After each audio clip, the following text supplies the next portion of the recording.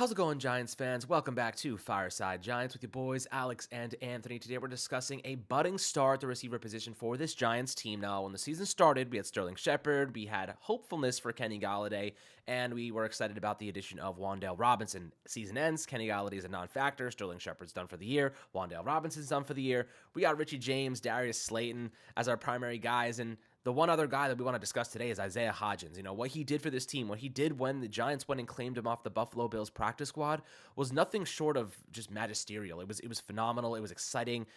He brought a level of production to this team that we did not have and really haven't had since 2016, maybe, when OBJ was on the squad and was, hauling in touchdown passes, making things happen.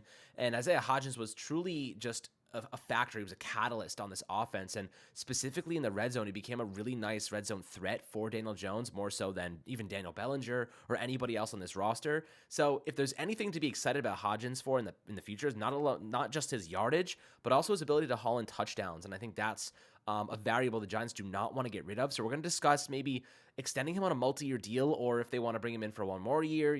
He's kind of in this situation where he's going to be very cheap for the next upcoming season, probably hovering a little bit less than $1 million in terms of his salary space allocations. But there's an argument to make that maybe you want to extend a guy like Isaiah Hodgins on a multi-year deal, let him develop, get him in when he's cheap, because right now he's cheap, but in 2 years he may not be. He may be worth more than Slayton, maybe worth more than whatever players. He could be in the $3 to $4 million range, and inking him now at maybe giving him a little bit of a price increase at $1.5 to $2 million for maybe 3 seasons. Maybe you end up walking away on the better side of that deal and have a wide receiver 3, a wide receiver 2 for the future, and I'm very confident he can be that. So Anthony, we're going to dive into his stats. We're going to dive into what he offers this team. But before we do, how you do today, my friend? Doing great. Excited to talk about Isaiah Hodgins, and I'm excited for the Giants to hopefully extend him to a long-term deal, because I agree with you, Alex. This is a deal that the Giants should get done now. Isaiah Hodgins, 24 years old, young player, 2 years into his career, entering his third season after having a breakout campaign, half of a campaign with the Giants. I mean, considering he only played in 8 games and was third on the team in receiving yards and had tied for the most touchdowns out of any receiver on the Giants, that's incredible. That is tremendous value that the Giants got out of a midseason pickup, a waiver wire claim in Isaiah Hodgins. The Giants found themselves a diamond in the rough with Isaiah Hodgins, and when you look at where he is going into this offseason, right now, he will be a free agent this offseason unless the Giants extend him a qualifying offer, which we can all imagine that they will, because in order to extend the qualifying offer, if you don't know, all they have to do to make him an exclusive rights free agent is offer him a 1-year contract at the league minimum salary, and then he will not be allowed to negotiate with any other teams. So expect the Giants to get that done as soon as possible. They'll make him an exclusive rights free agent, and then they will probably have a conversation with him about extending him for the long term. And I think that's a conversation that needs to be had, because look at the untapped potential in Isaiah Hodgins. Look at all that he did as a second-year receiver who picked up the playbook and just immediately went out there and started playing football games. Like, he didn't have any adjustment period. As soon as the Giants claimed him, they threw him out there into the lineup the very next week, and he scored himself a touchdown. Like, the kid is a baller. He's 24 years old, so much potential. He's a great route runner. He's got a big body, and he knows, Alex, like you just said, how to score touchdowns. That's a huge, huge thing to take into consideration when talking about Isaiah Hodgins. So, when we look ahead to this offseason, we know that Joe Shane and the Giants are going to make it a priority to bolster their playmakers, add some wide receivers to this lineup, but Isaiah Hodgins cannot be the forgotten man, right? He needs to be here for the future. I think that this is a player who has the potential to be a very solid WR3 or maybe even WR2 on any team, and I want that team to be the New York Giants. So I love what he's brought to the team already in just 8 games. We saw how he performed in the postseason as well. Second game, not so great, but of course, no one on the Giants played that great against the Eagles, but that Vikings game really established Isaiah Hodgins as a very solid wide receiver in my eyes, going up against Patrick Peterson and some other great members of the Vikings secondary. So love what Isaiah Hodgins brings to the table, and I'm very hopeful that the Giants get him signed to a long-term extension this offseason. Yeah, it's really easy to point toward the simple numbers and statistics that Hodgins did put together during the regular season, but there's a couple of variables that I think are worthwhile mentioning, intangible traits that make him even better as a person off the field. And, these are really impactful in my opinion, because you're looking at culture, you're looking at his leadership, the mic'd up moments from him all he does is go around and hype people up. He goes around and he's hugging Brian Dable after wins. He really is a part of the culture that the Giants are building here, which makes me think you want to keep a guy like that around for a long time. Even, we're talking about a 1 year versus a multi-year extension.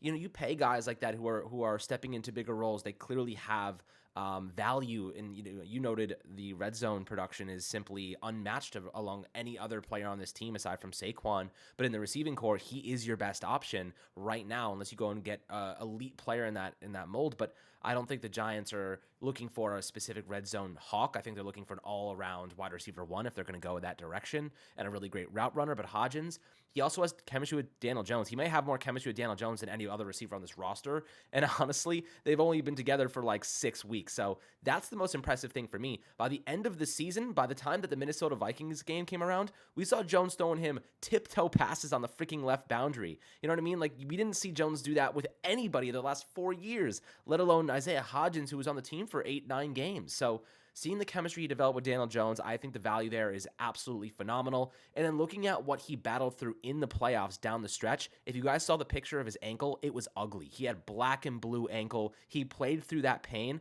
and he had a tremendous game against the Vikings. Now, the Eagles shut down our entire receiving core, but I think the fact that he battled through, he fought through obvious pain, and he put together what was a pretty impressive late stretch for this Giants team. He also goes hard on the boundary as a blocker at the receiver position, which is an measured statistic that I think that should be thrown into the mix here. So when we're looking at Hodgins as an overall player, not only has he put production on the field, he finished this season with the Giants with a pretty solid stat line, 351 yards and 4 touchdowns. He had 4 touchdowns in his last 5 games with a 78.6% catch rate. That is significant. Like, almost an 80% catch rate. We don't have any receivers that do that very often, and it's not as though he's dropping any passes. These are maybe balls that were a little bit off target, whatever it might be. Maybe they were contested, but he doesn't drop passes. That's another thing. Like, he makes those fingertip grabs. He had a couple of them against the Vikings. He had that really big one a couple weeks before that. So you're looking. I think that was against the Vikings as well. So you're looking at a player who has stepped up when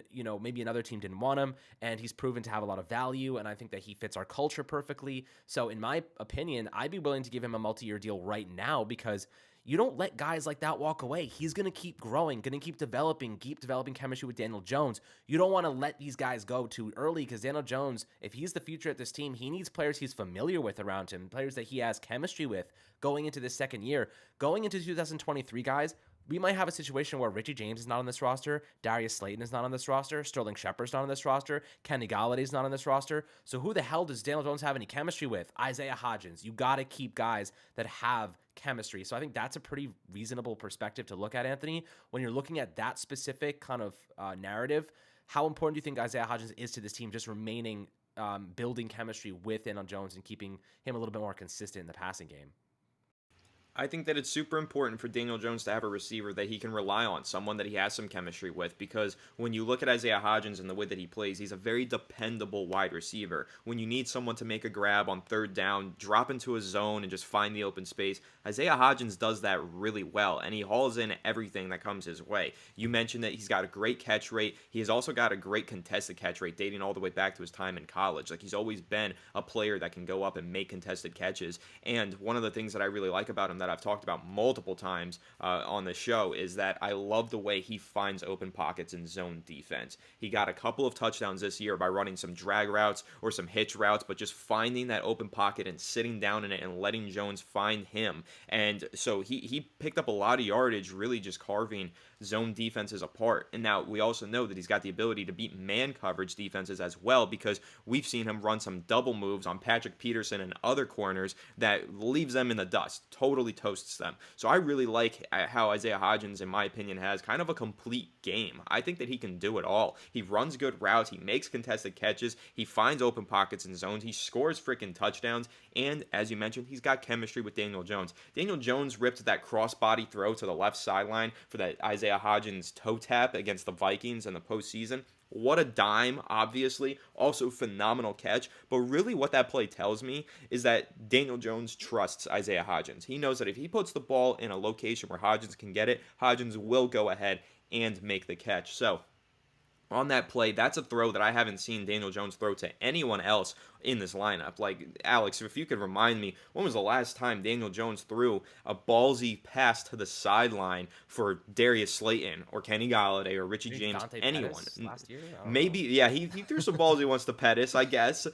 I think he threw some to Golden Tate. Golden Tate would go up there and make some 50-50 balls every now and then, but that's like 2 years ago at this point. We're 2 years removed from Daniel Jones having a receiver that he clearly trusts to make a difficult catch. And now Isaiah Hodgins is that guy. And again, when all the Giants have to do to retain Isaiah Hodgins for next season is offer him a 1-year league minimum salary, that's a no-brainer. That's going to happen. But let's think about the potential of Isaiah Hodgins. And I think that this is part of the conversation that needs to be had, Alex, and I'm interested to hear your take on this. But with him being 24 years old, bursting onto the scene the way that he did and establishing himself as the Giants' best receiver in such a short amount of time, he has the potential, Alex, to really develop into a very good player over the next few years. And if you sign him now, wouldn't that contract be significantly cheaper than it would be if he put up 1,000 receiving yards next season? So if I'm the New York Giants, I'm trying to get that multi-year done as soon as possible. Well, that's my entire perspective. Is like, I think that he's going to keep growing with this team. I think that he believes in Dable, he believes in Kafka, giving Kafka stays, and he's already gained the respect and trust of Daniel Jones. Now, that's the most important variable of them all. You mentioned Golden Tate as a guy that would go up and make plays, and Daniel Jones is being risky.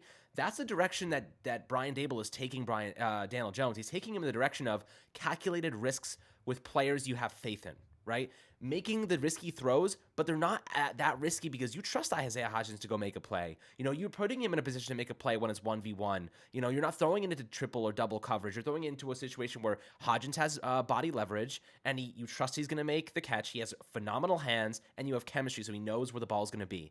That's the type of calculated strategy that you put into practice on the football fields. Now, that's what Brian Dable did with Josh Allen. Now, Josh Allen has 14 interceptions this year, and that's the most he's had in quite a while. It's the second most in all of the NFL this season.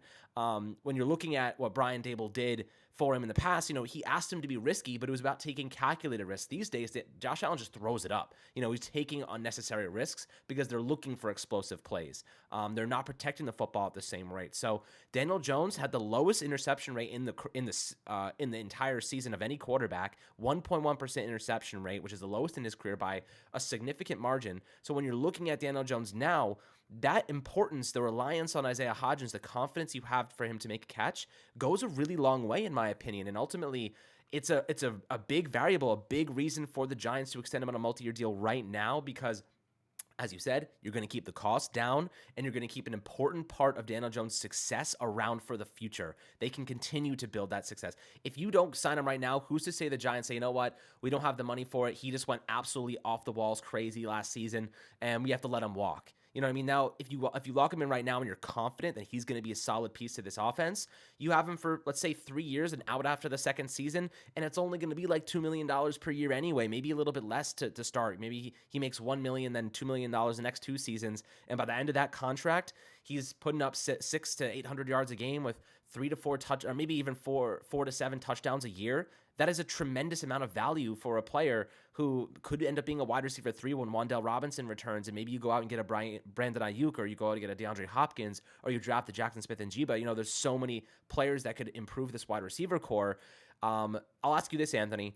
Do you think that Hodgins has a wide receiver 1 ceiling, or do you think he's more of a 2-3? I think I'd love for Hodgins to be our wide receiver 3 because that means we have 2 really good players in front of him. I think his ceiling is wide receiver 2, but I don't think the Giants are going to stop there and not improve this roster significantly where he's going to have to compete. In my opinion, I think that's a best case scenario, but I think him being a wide receiver 3 on this team where he's getting all of Darius Slayton snaps and he's every play starter for the most part, he's an every play active guy. I think that's really a preferable situation for Hodgins to find himself in. So yes, I think that he could be a wide receiver 2, but I don't necessarily want him to be a wide receiver 2. I think that, of course, he wants to be. He wants to compete and be the best player that he can be and get as much playing time as possible, of course. But when you look at the way that the Giants need to build this team relative to the rest of the NFL, you've got the best teams in the NFL right now with 2 bona fide wide receiver 1s on their roster. Look at the 49ers, Deebo Samuel, Brandon Ayuk. Look at the Eagles, Devontae Smith, A.J. Brown. Look at all of these teams, Jamar Chase, T. Higgins on the Bengals. You have 2 2 WR1s on these teams. You need to load up with offensive firepower to really find success in the NFL nowadays. So those teams that have just a solid WR2, like the Cowboys, they kind of get bounced pretty early, right? I mean, they've got their bona fide WR1 with CeeDee Lamb, but who's their WR2? It's been kind of a mixed bag over there, and they've had a really tough time finding that identity in that secondary wide receiver position with guys like Noah Brown, Michael Gallup. It's been a little bit of a revolving door there, but when you look at what the New York Giants need to build relative to the rest of the NFL, yes, they need to go find that WR1, whether that be trading for a guy like Ayuk or DeAndre Hopkins or Keenan Allen. I know we've heard some of these names from fans in the comment section, right? They could go ahead and trade for a WR1, but then why stop there? Go ahead and draft another player who has WR1 potential, like Jackson Smith and Jeba, as you mentioned, or someone else in the first round. You got to stockpile offensive weapons. That's really how these teams are making it deep into the postseason, because you can't double team somebody if you have another WR1 on the other side of the field. So with Isaiah Hodgins, yes, I love what he brings to the table. I love his potential. I think he has a tremendous amount of it. But when we're talking about what his ceiling is, sure, he can be a solid WR2 for this team, but you really want him to be 3, 4, WR3 or 4, because you want to stockpile and add all this talent to your receiving core if you're the New York Giants. So you're hoping that, yeah, maybe Hodgins next year, he emerges as the WR2 after you find that number 1 receiver for the Giants this offseason. But long term, you really don't want him to be your secondary receiver on a down-to-down basis. You want him as your 3rd or 4th guy. So the Giants are going to have to make it a priority to try and find that primary alpha dog receiver for Daniel Jones. They tried to do it a couple years ago with Kenny Golladay. It didn't work out. Okay, cut your losses, move on, try again. And I think that they will this offseason. I have a lot of confidence that Joe Schoen is going to look at this roster, look around the NFL, see how other teams are competing at the top of the league, and say, we're going to go ahead and get Daniel Jones a primary wide receiver who can win routes on a down-by-down basis. And then once they do that, we're going to talk about Isaiah Hodgins probably being a WR3 as his max ceiling here. And that's not to say he's a bad player. Again, I think on a bad team, he could be a WR1 or 2.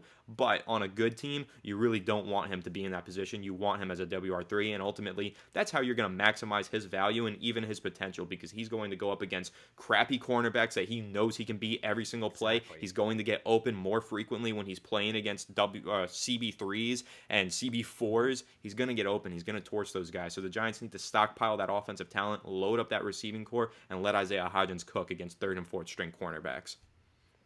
Yeah, I think that's a really reasonable argument. I think that's kind of what I was thinking as well in terms of going up against weaker corners. And I'd also like to throw out an interesting number. He played 17.2% of his snaps in the slot this year. So he actually moves around quite a bit, which is really nice because you have Wandale. You could bunch those guys up, and you could do a lot of unique things with them out of a formation. I'd love to see Hodgins against CB2, CB3s. You know, that's where he is going to really make an impact, especially in the red zone. But I like how the Giants, if they can manage to pull this off, like you said, if you have that really great route runner, wide receiver 1 that really draws a lot of attention, it's going to open up the field a lot for guys like Hodgins. You can't scheme Hodgins away. You can try and scheme away a wide receiver 1 on the opposite side to bracket them, whatever it might be. But Hodgins is going to have free reign in 1v1 coverage, or he's going to try to exploit some of those, open spots in zone. So I'd love to see him kind of go up against weaker opponents and not be the focal point of this offense. I don't think he's a wide receiver 1 material, but that's okay because he can make just as much of an impact as a wide receiver 3 or even a wide receiver 2 if you're looking at it as the second outside receiver that also has the capabilities to transition into the slot. And then you have Wandale in that position as well. A lot of different unique things you can do with this lineup, and ultimately Hodgins is an asset in my opinion. I think that you don't let this guy go. I think you milk his value right now and try to extend him on a multi-year deal. So I'll ask you this as we kind of wrap this episode up. What would a preferable contract for you look like? I think I would go 3 years, maybe $6 million with $4 million guaranteed. Small deal, $2 million a season. You give him some money, give him a chance to, cash in right now. I don't know if he buys it because maybe he thinks he's worth more. Maybe he would prefer a $6 million over 2 years and gets $3 million a season. I think that's a little bit too much, but 3 years, $6 million. He gets paid $2 million a year. For a player that was on a practice squad a couple weeks ago, I think that's a pretty nice payday. Yeah, it's a nice payday. I think that he'll probably want something a little bit more flexible. I think that he would say, give me a 2-year deal so that if he does prove himself this next year, he can cash in again with another extension. That's smart for Isaiah Hodgins to do because, again, if he puts up 1,000 receiving yards next year, we're talking about him as a potential WR1, and then his price is like closer to 20 million rather than 2 million. So it really depends on how he performs next season. But right now, if I'm the Giants, I'm probably trying to give him a long-term but short-term contract, something flexible where they can get him basically on a bridge deal for the next 2 to 3 years. As you mentioned, maybe a 3x6, 3 years, $6 million.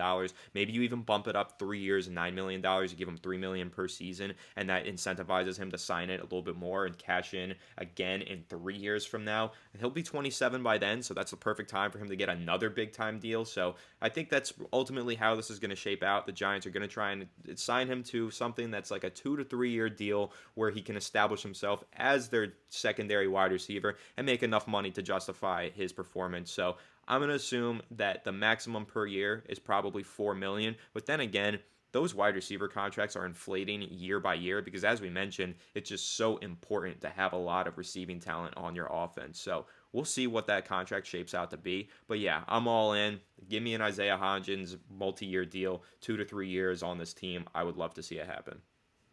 Absolutely. But guys, I'd love to hear perspectives below in the YouTube comments about Isaiah Hodgins, what kind of contract you'd be willing to give him, if you'd be willing to give him a multi-year deal, and the value that he does hold. Always happy to hear your perspectives as always. Now, make sure to have a fantastic rest of your day. Like and subscribe as always, and we'll catch you guys on the next Fireside Giants episode.